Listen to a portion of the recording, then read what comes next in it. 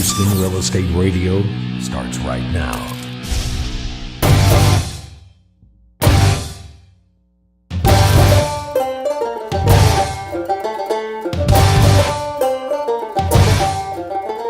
Welcome back. You're listening to Houston Real Estate Radio. I'm Shanna Register. I'm James Brown.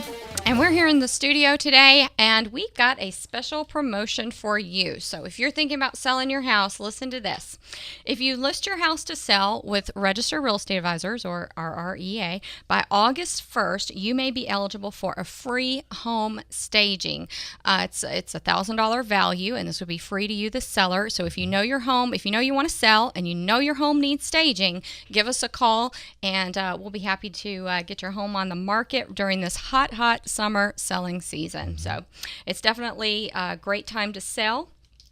And next weekend, James and I both, this is really exciting news, we're going to be at the Sunbelt Builders Show over in San Antonio. We're going to be doing live remote broadcasting from San Antonio for you. And this is such a great event because these are all the builders across the state of Texas. It's a conference that we're going to, lots of educational opportunities, lots of vendors there, lots of builders, and just really getting in touch with the cutting edge things that are going to into housing right now, the things that buyers are looking for in houses right now. Just a lot of great information that we're going to be bringing you next weekend, so that's very exciting. Right, so you won't know, we'll know what the latest trends are after next week. That's right. And if you've got a question for James and I, you can call us at 281-882-8088, and we'll be happy to answer your questions on the air. That's always fun to get questions from our audience. Mm-hmm. All right, this week we've had a couple of people on the show to tell you. Well, the first one, CheckAPro, we really got into a lot of broad issues, and then with ServPro, it's kind of how to fix your house up from a devastating event. And now we're talking about another devastating event that we're seeing quite often with our buyers and sellers here at Registered Real Estate Advisors. What we're seeing is a lot of fallout, a lot of contracts falling out, a lot of issues going on. People are under contract, they think they're getting ready to move, they think they've got a good buyer, they think everything's going well, and all of a sudden you just get stopped in your tracks and have to stop the moving van and have to figure out where you're going to live. And you're right, it's devastating to a lot of people because they're, sometimes they're doing everything right, or sometimes they do something wrong and don't realize it was wrong until it's too late. And there's just so many moving parts to a real estate transaction. That's right. So that's what we're talking about today. We've got Mike Lesmeister here in the studio with us. You've heard him before. He's from Ameripro Funding. He is the lender that I always recommend to my clients because I know when Mike gives me a pre-approval on a client, I know they're going to close. Well, thank you for that vote of confidence. I appreciate that. So we've had a lot of different issues. There are so many reasons a real estate transaction can fall out that we can't even talk about them all. So Mike, you've kind of categorized them for us so that our listeners can just get some general ideas, because when you're at dinner talking with your friends and they tell you they're in the process of moving, but that buyer couldn't get the loan and they couldn't move, and now this problem and that problem, or your neighbor's yard's growing really long and you thought you were going to have somebody new moving in and now you don't, it's hard for them to understand what went wrong, what happened. Right. So how are you going to categorize this for us? How can we talk about this? Well, let me first off say that maybe paint a picture for what this looks like and the impact of this, because you're right, it is an issue and it's becoming more of an issue. And depending upon what statistics you look at, how old those statistics are, whether they're local or national numbers, anywhere from 20% to 35% of all contracts that get executed for the purchase or sale of a home actually fall out. They get terminated for one reason or another. And that can have, as you said, some devastating consequences, whether you're on the buyer end of that transaction or the seller end. If you're a buyer, there's, the opportunity cost of, what houses that could you have gone under contract for during the time that you wasted while you were under contract for one that you couldn't close on. You could lose your lock on your loan. You could lose your lock on your loan. And what kind of sunk costs could you have? Have you wasted money on an appraisal or on inspections on a house that, and end up buying?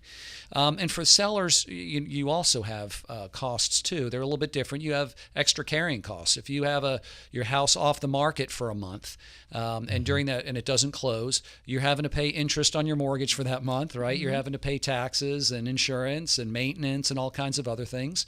And you have the lost marketing time, especially right now when we're in the peak buying season of not having your house on the market at a time when it's a seller's market. Right. So there are some consequences. Well, for that. and another issue that we found is because of the great market that we're in, a lot of people are finding the house that they want first because there are such slim pickings. They go out and find the house they want first. And then all of a sudden they've had their home under contract to sell and everything's going great. And all of a sudden their buyer falls out. Now they can't buy the house they want. And now they may be even boxed up and not even living in the house anymore. Right. And they're really in a pickle. Yeah. And it's a cascading effect, right? It's a domino effect all the way down the line. Yep. So, I think when I've looked at, transactions, whether these are actual statistics or just anecdotal evidence from talking to buyers and, seeing transactions with borrowers that we've worked with that have fallen out, or talked to real estate agents in your office and in other offices around, I've kind of broken down some of these reasons that contracts fall out into 5 categories. Financing, title issues, appraisal issues, inspection issues, and then the last one I'll kind of use as a catch-all, which would be contracts, negotiations, communications between the parties of that transaction. Sounds good. Let me maybe start with financing because that's kind of what I do, right? Yeah, that's your thing. And unfortunately, about 40% of all contracts that terminate, of all transactions that don't happen, it's because of a financing issue. And there are a myriad of reasons why that could happen, but in most cases, what it comes down to is the lender not doing the homework on the front end with the borrower, not collecting all of their documentation up front, income documentation, asset documentation, employment documentation, citizenship status, all of those kind of issues, getting all that documentation up front before you go under contract. And they still gave them a pre-approval, even though they didn't do all that. Yeah, and we've talked right here on your show before about the difference between a pre-qualification and a pre-approval. A really strong, good pre-approval is far, far less likely to fall out for financing reasons, at least, than somebody who's just gone through the pre-qualification process. But you're saying that some of these buyers are coming to sellers with pre-approvals, and the pre-approvals aren't strong. It's like there are different levels of pre-approvals now. Exactly. Yeah. So what's a seller to do if a buyer comes with a pre-approval? How can they verify that it's a strong pre-approval, that the documentation's in there, that the citizenship and any kind of potential issues been checked out? I think whether you're a buyer or a seller, a lot of it comes down to relying on your real estate agent to help you with that. Because if you're a buyer or seller, you maybe do a transaction once every 5 years, 7 years, however often it is, right? Whereas the person representing you in your transaction is doing a few of these things every month, and so they see some of these pitfalls. So I think your real estate agent, whether you're a buyer or seller, needs to really investigate the lender and find out what kind of homework the lender has done. Some lenders are far better than others in terms of stressing the importance of getting that documentation up front. There are a lot of lenders and a lot of buyers can go online and get a pre-qualification online by filling out a few blanks and getting printing out a pre-qualification letter, which is worth about the paper that it's written on. Versus you could also go to a lender who does that homework, who investigates all that information, collects all that information, runs it through an underwriting model that's going to help really weed out the underwriting guidelines and make sure that it's strong. So I think that if you're a seller, I would rely on my real estate agent to help evaluate the strength of that buyer's financing. And that could be, very often that means going to the borrowers or the buyer's lender and asking them a series of questions, asking them what documentation have they received, how far have they gone with it, has the file been I think underwritten? the issue though that I'm seeing lately is that I did all that, and even to the point where I have it documented from the lender in an email that they did verify employment. And yet, when it comes to closing, they need to re-verify again. They still don't have what they need. And they did pull credit, and it was good. And now they're pulling credit again, and it's not good. They did do all those things, and they still can't close it. And that's what the sellers can't understand is, you checked them out. You said they did all this. The lender said they did all this. The buyer said they've given them what they needed, and they still can't close it. Right. And there are hundreds of reasons why those could happen. And let me just maybe choose from some of those things. Okay. Some of the most common ones that we end up seeing where somebody was golden on the front end, everything was verified, but for some reason they can't close, could be because of a change in financial condition. That's a big one. That's a big one. We religiously talk to our borrowers. When you're in the loan process, you want to leave everything as it is. You don't want to change jobs, certainly. Right. You don't want to change positions within your employment. You don't want to take out any new credit, apply for any new credit, run up any credit. Right. And you don't want to make any major purchases that could compromise the assets that you have available that you've been qualified upon for your down payment, your closing costs, and your prepaid expenses. So that's one big issue is a change in financial condition. To a lesser extent, we saw it, much more a few years ago. There were changing underwriting standards, and that's never going to go away. I mean, the mortgage industry, just as any financial industry, is going to constantly be evolving. Fortunately, it's not evolving as quickly as it did in 2007, 2008, 2009. Yeah. Well, talk about title and appraisal. What can we do to protect ourselves and protect our clients from falling out during those points?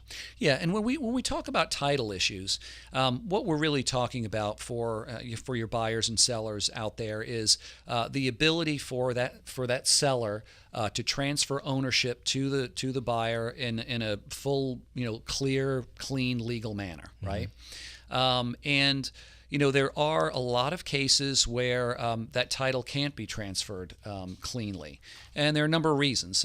Number one would be if we haven't identified the listing agent has not identified who the true owner is or who has ownership rights to that property today. And you see this a lot when you have divorce cases. Texas is a community property state. I won't get into legal implications, but if a seller may think that they have the sole right to sell that property, but if they had a previous marriage that has since been dissolved, where that former spouse may have ownership rights to that property, or may have been entitled to some compensation as a result of that transaction, that has to be researched. So it's very, very important that you get a title company involved in researching the title very early in the process. This also applies when we have situations where there are deaths among owners, where we have wills, things of that nature, where there are judgments, liens that a seller may not even be aware exist on their house. Yeah. My My sister called me up the other day, and she told me she's getting ready to refinance her house. And when they were doing a title search, they found an old mortgage that had never been satisfied from 1977. And she asked me, how could that have happened? How can that happen when you have a lender for a brother, right? Right, exactly. Fortunately, she's in another state, so she can't blame me for that. All right, James. Let's talk about this more when we get back from our break. Okay. You're listening to Houston Real Estate Radio. Find us on Facebook and Twitter, or call us at 281-882-8088. Shannon and I will be right back with Mike Lesmeister.